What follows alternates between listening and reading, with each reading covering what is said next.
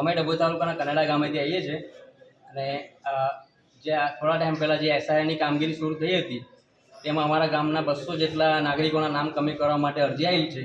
એ વ્યક્તિ તત્તારપુરા ગામ કેલનપુર પાસેનું ગામ છે, ત્યાંના રહેવાસી છે અને એમને અરજી કરેલ છે, પણ એમને ખબર નથી એ કોઈ બીજા વ્યક્તિએ અરજી કરેલ છે.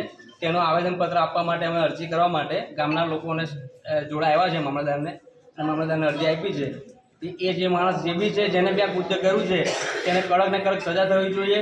ઓછામાં ઓછી 1 વર્ષની તો સજા થવી જ જોઈએ, કારણ કે આ વસ્તુ કોઈ બીજો ગરીબ માણસ મરી ના જાય એના માટે છે. કારણ કે આવું વસ્તુ ખોટી રીતનું કરેલું છે, બીજાના નામથી બીજા ભાઈ અરજી કરેલી છે, તો આ બીજો માણસ ફસાઈ જાય છે. અને આનો નિકાલ નહીં આવે તો અમે આનાથી વિશેષ આગળ જઈશું અને ઉગ્ર આંદોલન કરીશું. જ્યાં આગળ સુધી જ્યાં પણ જવાનું હશે ત્યાં અમે લોકો ગામના બધા જોડે લઈને જઈશું, આ વસ્તુ કરીશું. માત્ર ને માત્ર લઘુમતીઓના જ વોટનો ટાર્ગેટ બનાવવામાં આવ્યો છે. આમાં જે પણ 200 માણસના જે નાગરિકોનો વોટ કરવામાં આવ્યા છે એ ટોટલ મુસ્લિમ સમાજના છે, એટલે લઘુમતી સમાજના છે, એટલે બિલકુલ ડાયરેક્ટ ટાર્ગેટ મુસ્લિમ સમાજને કરવામાં આવે છે. આનું શું નામ તમારું? મારું નામ ઉર્વેશ પઠાણ, કનાડા સરપંચ.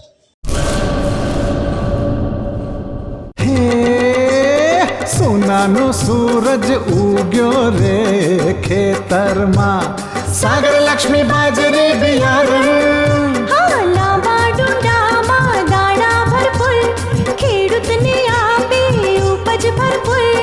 સાગર લક્ષ્મી બાજરી બિયારણ.